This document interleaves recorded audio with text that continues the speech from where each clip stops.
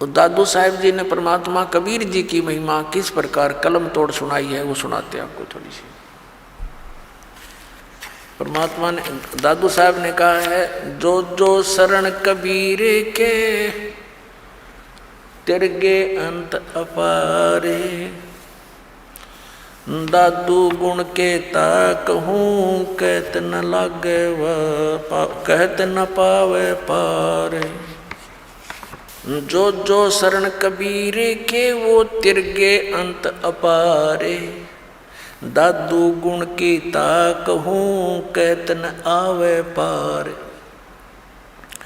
कबीर करता आप है दूजा नहीं कोई, दादू पूर्ण जगत को भक्ति दृढ़ावत सोए। अब दादू साहब जी कहते हैं कि जो जो शरण कबीर की और पार हो गए अनंत, और कहते हैं उस परमात्मा के गुणगान की मैं इस मुख से क्या महिमा करूं, क्या गुण गाऊं उस महात्मा परमात्मा के। कबीर करता आप है दूजा ना कोई, दादू पूर्ण जगत को भक्ति दृढ़ावत सोए। पूर्ण जगत को यथार्थ ज्ञान वही परमात्मा स्वयं आकर ही देता है, दृढ़ाता है। यो ठेका पूरा होवे जब सब कोई तजय शरीर। ठेका यानी जो कंट्रैक्ट एग्रीमेंट जो हमारे शरीर का हो चुका है, इतना समय हमारा निर्धारित है, कहते ही वो जब पूरा होगा तो सब ने शरीर त्यागना पड़ेगा। लेकिन कबीर साहब भी कहते हैं परमेश्वर जी आए हैं सो जाएंगे, राजा रंग फकीर, एक सिंहासन चढ़ कर जा एक बंधे जात जीर। तो यहाँ दादू साहब जी भी उसी का समर्थन कर रहे हैं। ठेका पूरा होए जब सब कोई तजय शरीर, दादू काल गंजे नहीं जपे जो नाम कबीर। दादू साहब जी कहते हैं कि काल निकट नहीं आ सकता जो कबीर परमात्मा के उस सतनाम का जाप करता है। आदमी की आयु घटे तब यम घेरे आए, सुमरण किया कबीरे का दादू लिया बचाए।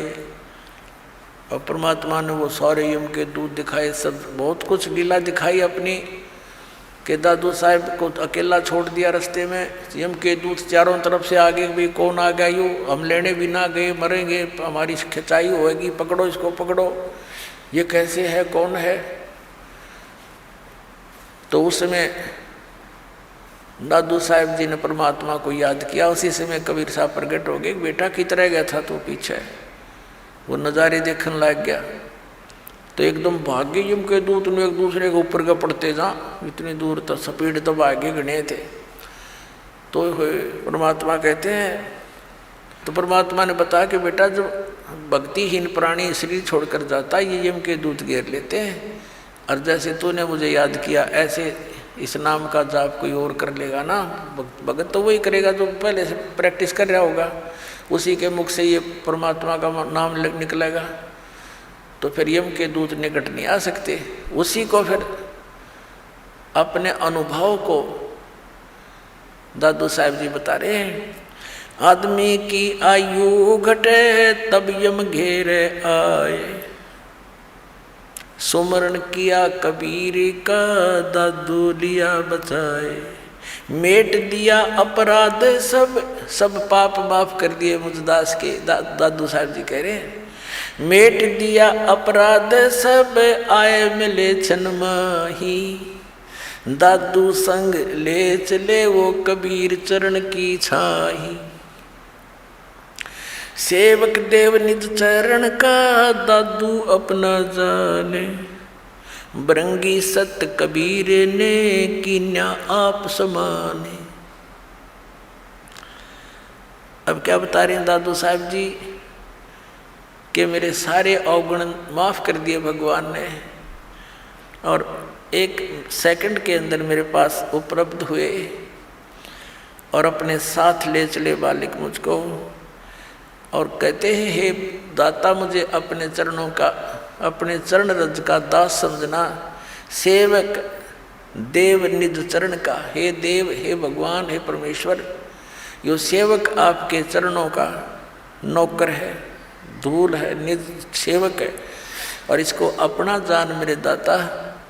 और भृंगी सत कबीर ने कर लिया आप समान, कि जैसे एक भृंगी कीट होता है, भी भी करता बंबीरी बोलना, वो एक कीड़े को उठा लाती है और उसको अपना राग सुना सुना के अपने जैसी आवाज़ निकाल, उसी जैसी आवाज़ निकालने वाला बना देता है।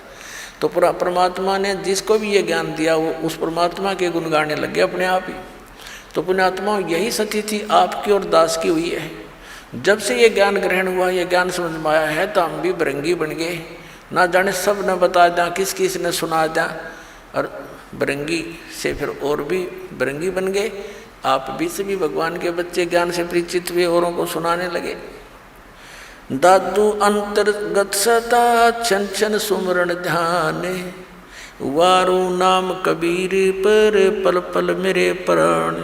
सुन सुन साख कबीर की यो काल नवावे माथे, धन धन हो तीनों लोक में दादू जोड़े हाथ। सुन सुन साख कबीर की, कबीर साहब की महिमा। साख यानी महिमा, उसकी जो है तेरी साख तो है नहीं, यानी तेरी कोई गुण तो है नहीं, तो साख। और दूसरे ये साखी, यानी साखियों के माध्यम से उसके गुणगान जो सुने जाते हैं। काल भी कहते मुरझा जाता, नीचे गर्दन कर लेता है कि वो तो समझ सकती है। और धन धन तीनों लोक में दादू जोड़ा थे। केरी नाम कबीर का ये विषम काल गजराज, दादू भजन प्रताप ते ये भाग्य सुनत आवाज। अपने आत्माओं कैसी तुलना की है दादू साहब जी ने, कि यहाँ का जो काल को समझो हाथी है। हाथी अन्य प्राणियों से बहुत तगड़ा और उसका बहुत न्यारा शरीर, ये तो समझो काल। क्योंकि श्रीमद् भगवद गीता अध्याय नंबर 15 के श्लोक नंबर 18 में गीता ज्ञान दाता कहता है कि मैं लोक वेद के अंदर कहे सुने ज्ञान के आधार से मैं पुरुषोत्तम प्रसिद्ध हूँ, क्योंकि जो प्राणी मेरे अंतर्गत हैं उनसे मैं उत्तम हूँ, श्रेष्ठ हूँ, उच्च हूँ, तगड़ा हूँ। जैसे हाथी उनसे ऊंचा होता है। लेकिन गीता ज्ञान दाता ने ये भी स्पष्ट कर दिया है गीता अध्याय नंबर 15 के श्लोक 16 और 17 में कि सरपुरुष और अक्षर पुरुष ये दो पुरुष हैं, दो प्रभु हैं। ये दोनों नासवान, इनके अंतर्गत जितने प्राणी हुआ भी नासवान। सरपुरुष ये स्वयं है। गीता अध्याय नंबर 15 के श्लोक नंबर 17 में स्पष्ट कर दिया कि उत्तम पुरुष है तो अन्य, जो गीता ज्ञान दाता से अन्य है, वो स्वयं कह रहा है इस बात को, और वही परमात्मा कहा जाता है।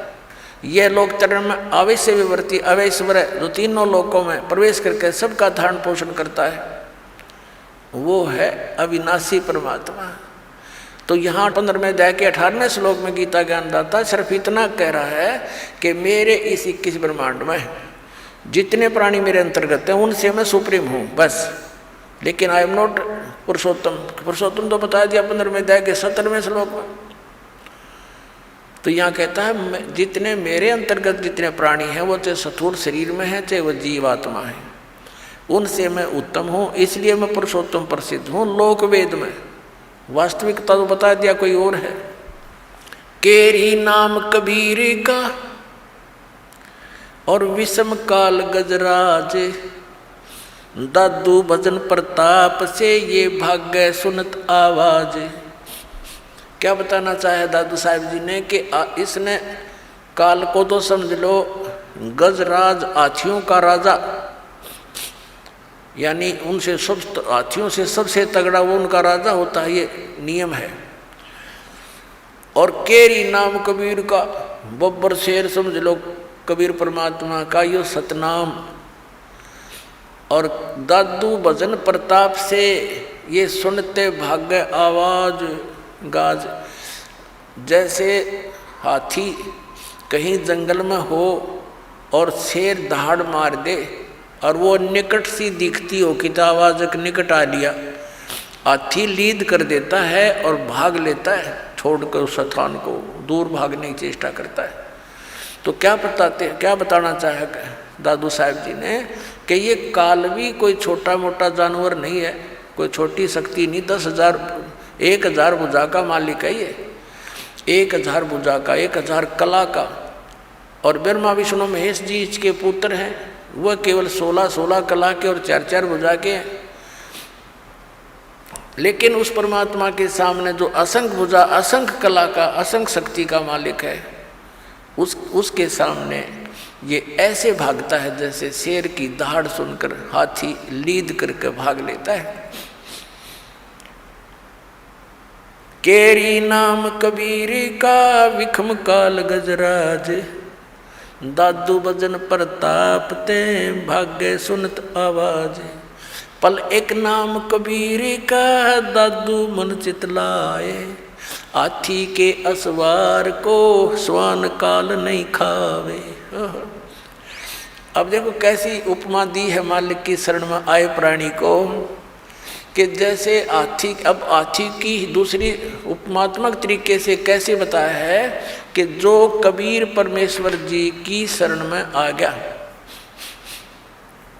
वो तो समझो इस काल की रेंज से, रीच से, पहुंच से इतना दूर हो गया जैसे कोई हाथी पर बैठ जा और उनको कुत्ते हानि नहीं पहुंचा सकते। हाथी के असवार को स्वान काल नहीं खावे। हाथी पर जो बैठा है वो तो समझो भक्त परमात्मा का, और काल समझो कुत्ता। अब हाथी पर बैठे हुए व्यक्ति को कुत्ता कोई हानि नहीं पहुंचा सकता। तो ये काल तो इतना, काल की रेंज से, काल की पहुंच से आप इतने बार हो गए, जानबूझ के हाथी तो नीचे गिर जाओगे तो कुत्ता पिंडी पाड़ेगा तुम्हारी, और जब उससे नीचे नहीं उतरे तो कुत्ता कुछ नहीं कर सकता। तो परमात्मा की मर्यादा से दूर होते ही वो तो तैयार बैठा हो, तो भौंक ही रहा है, आते ही पाड़ूं खाऊं इसको। तो ये उदाहरण देना चाहते हैं दादू साहब जी।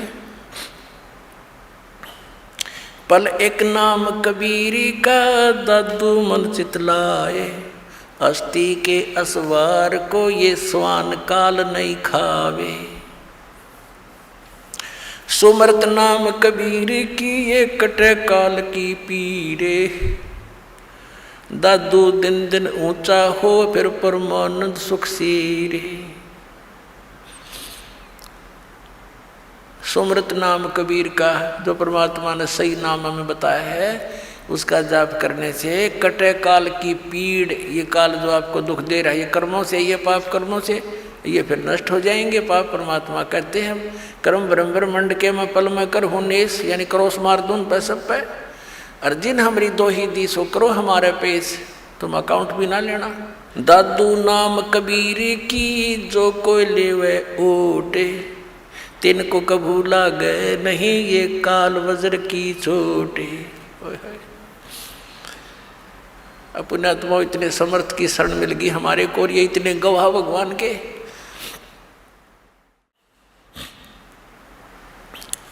कि दादू साहब कह रहे हैं कि कबीर साहब के सच्चे नाम की विधिवत जो ओट ले लेगा, उसकी शरण में आ जाएगा,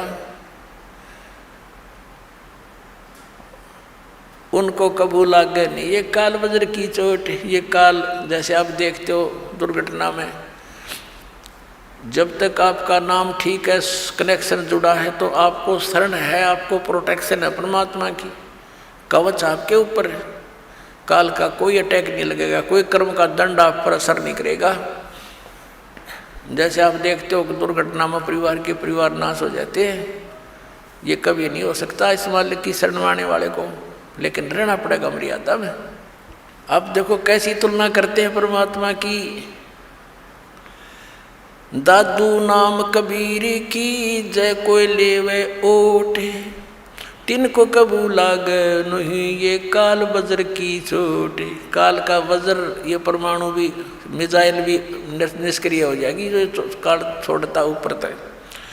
फिर कहते हैं और संत सब कूप हैं ये कहते जरीता नीर, दादू अगम अपार है दरिया सत्य कबीर।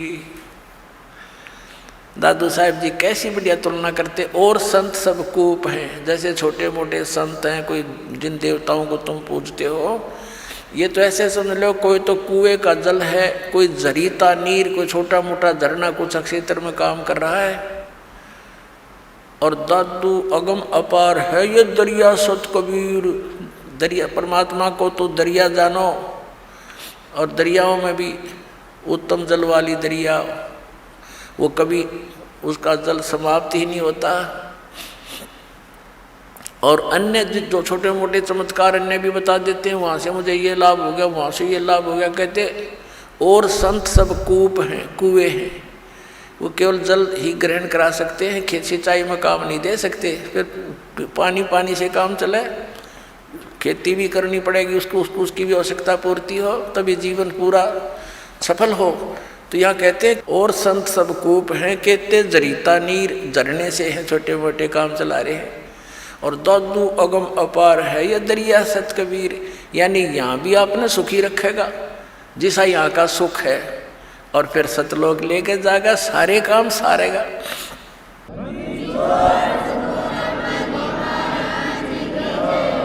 अब ही तेरी सब मिटे ये जन्म मरण की पीर, श्वास उश्वास सोमर ले दादू नाम कबीर। अभी तेरे सारे झंझट मिट जाएंगे, इस श्वास उश्वास से उस परमात्मा का ज्ञान सत्य पूरे संत से प्राप्त करके सुमन कर ले।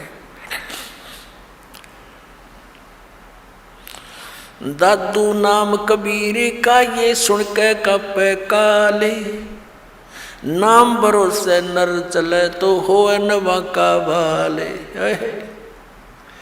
दादू साहब कहते हैं कि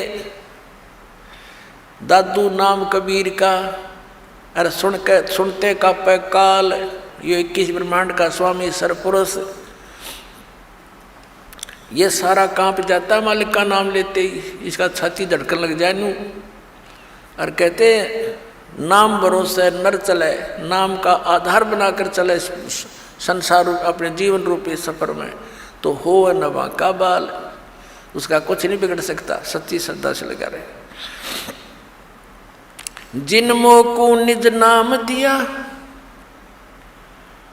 सोए सतगुरु हमारे, दादू दूसरा कोई नहीं कबीर सिरजनहारे। वही तोड़ पाट दिया कि जिन वो को निज नाम दिया, निज असली मंत्र जो सतनाम जो मुझे दिया, मेरा वो सतगुरु है, और नकली सतगुरु थे सारे। और कहते दादू दूसरा कोई नहीं केवल कबीर सृजनहार, वो कबीर परमात्मा सृजनहार अपनात्मा। अब वो दादू पंथी गोपाल दास जी उस छुडानी गांव में किसी अपने सेवक के घर पर आकर रुक गया। उस सेवक ने कहा, महाराज जी हमारे एक लड़की का लड़का ऐसे ऐसे किसी साधु के जंतर मंत्र के दूध पिलाने मेंटल हो गया, और कहते हैं साधु की विद्या को साधु ही काट सकता है, कुछ दया करो। गोपाल दास जी ने कहा कि बुलाओ उस बालक को, देख लेता हूँ। अब वो सेवक जो व्यक्ति था उस गांव का गया उस गरीबदास साहिब जी के नाना जी के पास कि भाई ऐसे ऐसे अपना एक मेरे पास एक संत आता है, लड़की के लड़के को उसको दिखा लेते हैं, वो कहता मैं ठीक कर दूंगा इसने। तो 5-7 गांव के मौत जो होते हैं कुल के लोग, वो और उसका नाना जी और गरीबदास 13 वर्ष के बालक को ले गए। दादू पंथी वो गोपाल दास जी गरीबदास जी से पूछा कि बेटा वो कौन था जिसने तुझे बर्बाद कर दिया, उसका क्या नाम था? अब गरीबदास जी ने कहा कि मुझे बर्बाद नहीं किया, मुझे आबाद कर दिया महात्मा जी। हम सुल्तानी नानक तारे दादू को उपदेश दिया, जात जुलाहा वेद न पाया वो काशी मोय कबीर होया। जब ये वाणी बोली उसकी छाती में मारा पहला वचन कि मैं हम यानी हम सभी को पार कर दिया। किस किस को? हम सुल्तानी नानक तारे दादू को उपदेश दिया। वही पुण्यात्मा वही परमात्मा उन पुण्यात्माओं को आदरणीय नानक साहिब जी को आदरणीय दादू साहिब जी को, आदरणीय मुल्कदास साहिब जी को, आदरणीय धर्मदास साहिब जी को, आदरणीय गरीबदास साहिब जी को, आदरणीय गीसा दास साहिब जी को मिले थे। तो यहाँ कह रहे हैं हम सुल्तानी नानक तारे, अब्राहिम सुल्तान अधम को बुलक बुखारे में वही परमात्मा आए थे, उसको 100 लीलाएं करके उसको नरक से निकाला था। हम तो इस माया ने सच सब कुछ मान बैठे राज और पाठ को, और परमात्मा ने ये विष बताया आपके लिए, जो भक्ति ना करता उनके लिए। तो क्या बताया, हम सुल्तानी नानक तारे दादू को उपदेश दिया, और जात दुलाहा भेद नहीं पाया, काशी माए कबीर हुआ। अजब नगर में ले गया हमको सतगुरु आन, और जल के बिंब अगाध गति हम सूते चादर तान। अलल पंख अनुराग है सुन मंडल रह थीर, दास गरीब उधार दिया मुझे सतगुरु मिले कबीर। अलल पंख अनुराग है, मेरा तो जैसे अलल पंख पक्षी का अपने पिता में ध्यान, बच्चों माता पिता में ध्यान रहता है, ऐसे अब तो मेरा तो उस मालिक में श्रद्धा लगी हुई है, मेरा वहाँ ध्यान रहता है। और मुझे सतगुरु कबीर साहब मिले, वो ऊपर रहता है, सतलोक में सचखंड में रहता है। आँखों देखा बताया गरीबदास साहब जी ने, यही दादू साहब ने बताया। अब वो बाबा जी तो कहने लगे, अरे गाँव वालों ये बावला को ना बावले तो तुम होगे, ये तो अमृतवाणी बोल रहा है, निज स्थान के निज वचन बोल रहा है, सत परमात्मा की अमर वचन। उस 60 साल के महात्मा ने 13 साल के बच्चे के सामने, बच्चे के आगे हाथ जोड़ के कहा कि महाराज यह वाणी लिखवा दो, कलयुग में काम आवेगी। गरीबदास जी उठ के चल पड़े, और वो महात्मा पीछे पीछे, वो तो परिचित थे कि वे संत परमात्मा ना जाने किस पे कृपा कर दे और के अमृत ज्ञान दे दे, उसके पीछे पीछे महाराज लिखवा दो। तीसरे दिन गरीबदास जी ने कहा कि यदि पूरा लिखे गोपाल दास, बीच में छोड़ कर ना भागना। अगर नहीं जी मैं कति फरी हो रहा हूँ गाँव से, घर से, बाल बच्चों का विवाह हो लिया, 60-61 साल की उम्र मेरी होगी, और जब तक से सारी उम्र लिखवा दो जाता साथ रहूँगा। उनके ऊपर गरीबदास साहिब जी का अपना ही एक बेरी का बाग था, उसके अंदर एक जांडी का घनी छाया वाला वृक्ष था, उसके नीचे बैठ कर लागे लेखन गर्मियों से स्टार्ट किया था। फिर जैसे जैसे समय आता रहा, 6 महीने तक लिखते रहे। पर गरीबदास साहिब जी बोल रहे थे और दादूपंथी गोपाल दास लिख रहा था। वो अमृतवाणी, वो अमर इतिहास, वो सूक्ष्म वेद का स्वच्छ रूप गरीबदास साहिब जी के माध्यम से कबीर परमात्मा ने वो फिर से प्रकट करवाया, जो दास आपको सुनाता है। बोलो सतगुरुदेव।